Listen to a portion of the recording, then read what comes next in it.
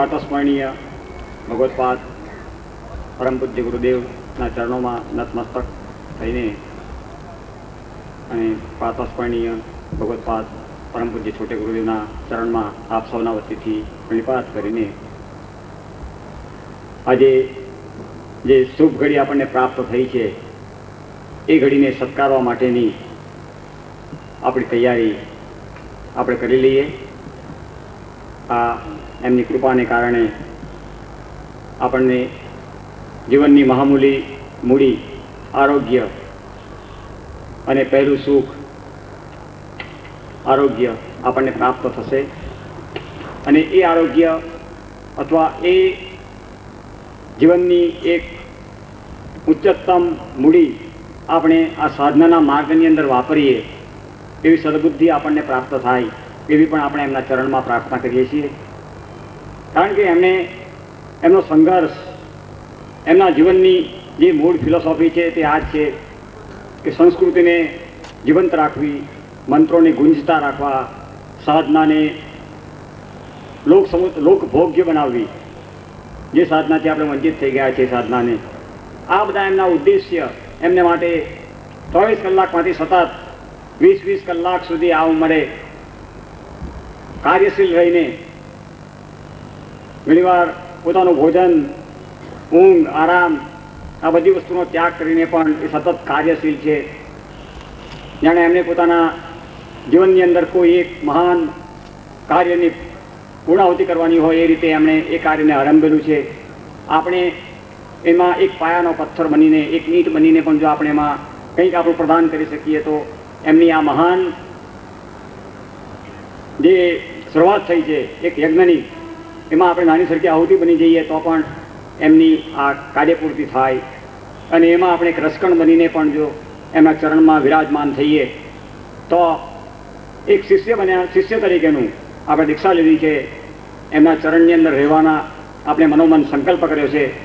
તો એ સંકલ્પ આપણો ચરિતાર્થ થાય, આપણા જીવનનો પણ ઉદ્ધાર થાય અને આવી વિશિષ્ટ પ્રયોગની મંત્રોની જે ભેટ આપણને પ્રાપ્ત થઈ રહેલી છે એવી પ્રાપ્ત થાય એવું હું એમના ચરણમાં હંમેશા માટે પ્રાર્થના કરતો રહું છું. અને જ્યારે વડોદરામાં પધાર્યા છે ત્યારે વડોદરાની જનતાને હજુ આવતીકાલે આ વસ્તુને વધારે લોકોમાં જાણ થશે વધારે, અને એ લોકો એનો વધારે લાભ લે એને માટે કરીને આવતીકાલે પણ મેં એમને પ્રાર્થના કરી છે કે એવા 1-2 વિશેષ પ્રયોગ આપણને કરાવે. અલબત્ત એમાં એમની પોતાની ઉર્જા, એમની પ્રાણચેતના, એમની તપશ્ચર્યાનો અંશ એવો પ્રદાન કરે છે જે કદાચ કોઈ વિરલ વ્યક્તિ જ કરી શકે.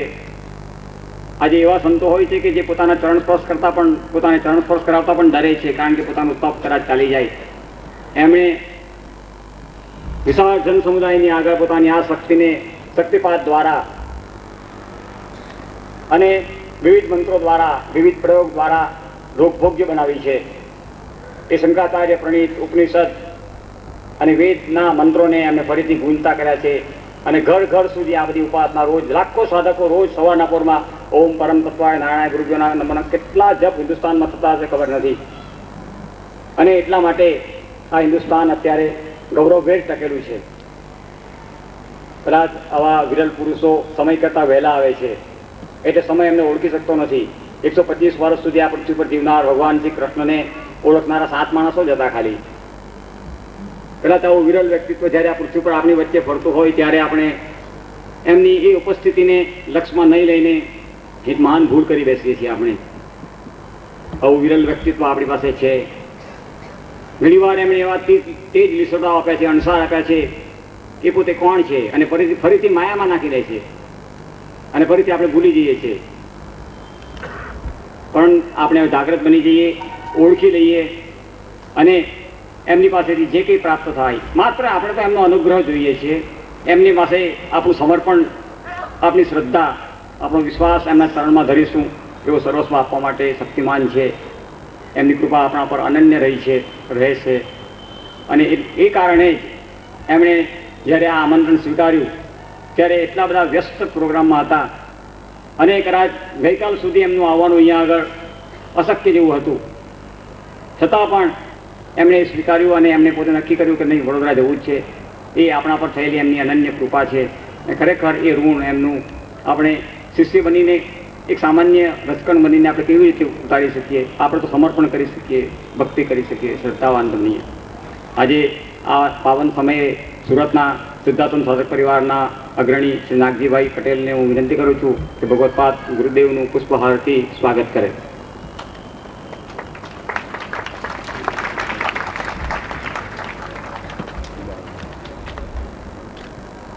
વડોદરા સિદ્ધાશ્રમ સાધક પરિવારના અમારા અગ્રણી શ્રી ઉપેન્દ્રભાઈ ભટ્ટ ભગવત્પાદ પરમ પૂજ્ય છોટે ગુરુદેવનું પુષ્પહારથી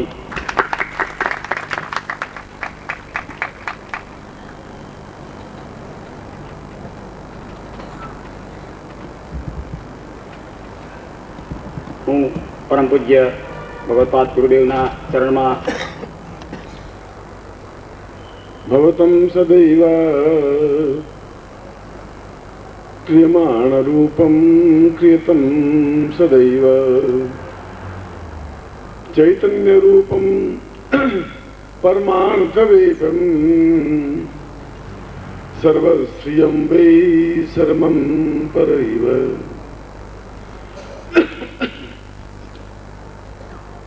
आज शाम को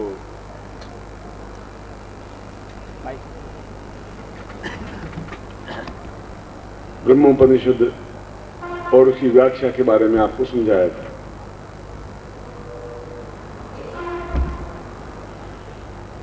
और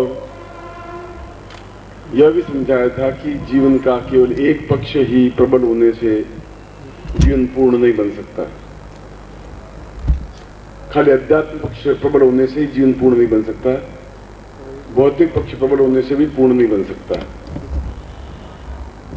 श्री सुंदरी सेवन तत्पराणाम भोगश्च मोक्षस्थ करस्थ एव. खाली गायत्री मंत्र जाप करने से ही पूर्णता प्राप्त नहीं हो पाती. और खाली लक्ष्मी का मंत्र जाप करने से भी पूर्णता प्राप्त नहीं हो पाती. खाली सब्जी से भी काम नहीं चलता, खाली रोटी से भी काम नहीं चलता, खाली पानी से भी काम नहीं चलता. हमारा जीवन सभी दृष्टियों से पूर्ण हो यह आवश्यक है. कोई भी चीज गलत नहीं है, मगर समन्वय है. धोती की जगह धोती पहनी जाएगी और धोती के ऊपर अगर कुर्ता नहीं पहनेंगे तो व्यर्थ में धोती हो जाएगी. और ऊपर कुर्ता बहुत सुंदर पहने, नीचे धोती नहीं पहने तब भी गलत हो जाएगा. जीवन के शरीर पर सारे वस्त्र होने चाहिए और जीवन में सारे रंग होने चाहिए. ब्रह्मोपनिषद में यही बात बताई थी. और यही बताया था कि व्यक्ति यौवनवान बने, ऊष्मावान बने, प्राणशवान बने, तेजस्वितावान बने. मगर क्यों बने? क्या जरूरत है उसको बनने की? ऐसा करके क्या हो जाएगा? प्रश्न वापिस ब्रह्मा ने किया है कि ऐसा अगर वापस यौवनवान और सुंदरवान होने से भी क्या लाभ हो जाएगा? ये लाभ हो जाएगा कि एक दिए से दूसरा दिया जल सकेगा, दूसरे दिए से 4 दिए जलेंगे, 4 दिए से 40 दिए जलेंगे. और जब 40 दिए, 100 दिए, 1000 दिए, 10,000 दिए जलेंगे तो अंधकार अपने आप दूर हो जाएगा, पाखंड अपने आप दूर हो जाएगा, फ्रॉड अपने आप दूर हो जाएगा. और आप खुद अपने आप में जब आपके अंदर रोशनी पैदा होगी तो आप सक्षम होकर के उनको जवाब दे पाएंगे. इसलिए मैं आपको अंधेरे में नहीं भटकाने के लिए आया हूं. मैं आपको दीपक बनाने के लिए आया हूं, रोशनी बनाने के लिए आया हूं कि आगे चल के तुम सूर्य बन सको, तेजस्वितावान बन सको. और जहां भौतिकता की अंधकार हो, जहां फ्रॉड हो, जहां झूठ हो, जहां छल हो, जहां केवल प्रचार हो, उसकी जगह आप सॉलिड बन करके काम कर सकें. क्योंकि आने वाला युग तुम्हारा युग होगा जहां भौतिकता में सब लोग चकाचौंध से ग्रस्त हो जाएंगे, जब समस्याओं से उलझ जाएंगे, तब आप में ऊष्मा होनी चाहिए. और वह ऊष्मा तब हो पाएगी जब पूरे गुजरात में आप फैल सकेंगे. जब बुद्ध मृत्यु को प्राप्त होने लगे, शरीर शांत होने लगा, तो उनका एक शिष्य आनंद नाम का व्यक्ति लड़का था. आनंद का आपने कोई ज्ञान नहीं दिया, कोई पुस्तक नहीं लिखी, कोई चेतना नहीं दी, कोई सलाह नहीं दी, और हम सब शिष्य क्या करेंगे? किस रास्ते पर चले? क्या करें? और बुद्ध ने अंतिम शब्द जो बोले थे, जिसके बाद उन्होंने आंखें बंद कर ली थी, उनको था अपदीपो भव। अपने अंदर खुद का दीपक प्रकाश पैदा करो, खुद दीपक बन जाओ। जब खुद दीपक बनोगे तो जहां भी जाओगे वहां रोशनी बन सकेगी, और फिर फैल जाओ। तो एक जगह इकट्ठे मत रहो। जहां दिए की जरूरत है वो एक दिया वहां बहुत है, अंधेरा मिटा देगा वो। फिर आप दूसरी जगह दूसरा दिया जाएगा, तीसरा दिया जाएगा, चौथा दिया जाएगा, और जब तक वापस सूर्योदय नहीं होगा वो दिए अपने आप में अंधकार को दूर करके रोशनी फैला सकेंगे। और मुझे बुद्ध की वही लाइन आपको भी देनी है कि आप अपदीपो भव। आप अपने आप में दीपक पैदा करें, रोशनी पैदा करें, एहसास करें कि जीवन हम मूल रूप से आर्य हैं, हम मूल रूप से वैदिक संस्कृति से जुड़े हुए हैं। हमारा गोत्र को ऋषि है, वशिष्ठ है या विश्वामित्र है या गर्ग है या अत्रि है, कणाद है या पुलस्त्य है। और यह प्रचार कि एक शिष्य किसी से दीक्षा ले ली तो फिर वो दूसरे गुरु से दीक्षा ले ही नहीं सकता, ऐसा शास्त्रों में तो कोई उल्लेख है ही नहीं। रामायण में तो रघुवंश के गुरु वशिष्ठ थे, रात तिलक वशिष्ठ कर रहे थे, वे कुल गुरु थे, पुरोहित थे। मगर दशरथ ने कहा कि इस लड़के को, राम को, लक्ष्मण को योग्य बनाना हो तो वशिष्ठ योग्य नहीं बना सकेंगे, इनके लिए दूसरा गुरु तलाश करना पड़ेगा। और विश्वामित्र के आश्रम में रहे, और विश्वामित्र धनुर्विद्या सीखी और उच्च कोटि की धनुर्विद्या सीख करके रावण का वंश का नाश किया और अपने आप में मर्यादा पुरुषोत्तम कहलाए।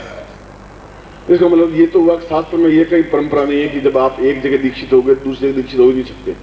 जहां भी ज्ञान मिले वहीं पर शिष्य बनकर के ज्ञान प्राप्त करने की क्रिया को दीक्षा कहते हैं। वे पाखंडी साधु है, वो डर रहे हैं कि ये मेरे से बिछुड़ गया तो फिर दो पैसे मिलने कठिन हो जाएंगे।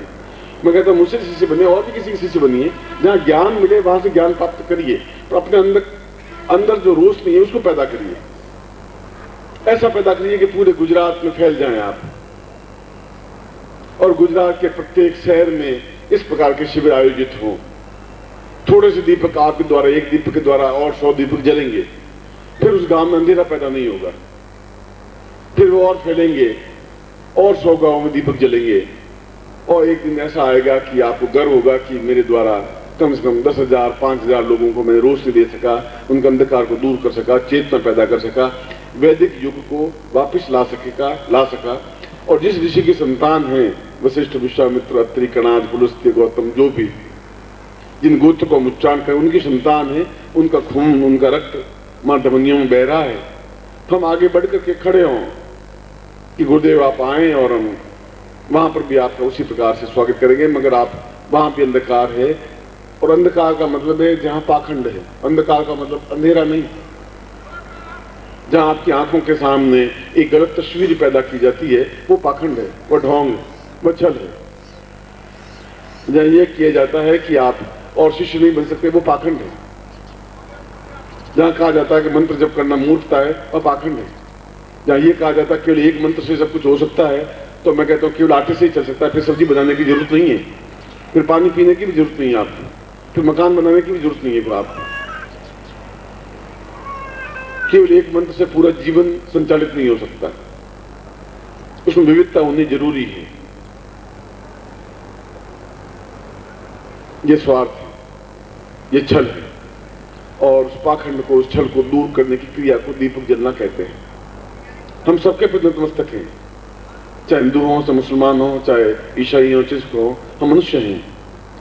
धर्म के प्रति हमारा कोई घृणा नहीं है, मगर किसी धर्म के प्रति मुझे घृणा नहीं है, मगर मैं हिंदू हूं इस बात का मुझे गर्व है, और ये गर्व रहेगा, इसको मुझे कोई तोड़ नहीं सकता, कोई मुझे इस धर्म से विमुख नहीं कर सकता। ओम परम तत्वाय नारायणाय गुरुभ्यो नमः। ओम ह्रीं मम प्राण देह रोम प्रतिरोम चैतन्य जाग्रय ह्रीं ओम नमः। ओम भूर्भुवः स्वः तत्सवितुर्वरेण्यं भर्गो देवस्य धीमहि धियो यो नः प्रचोदयात्।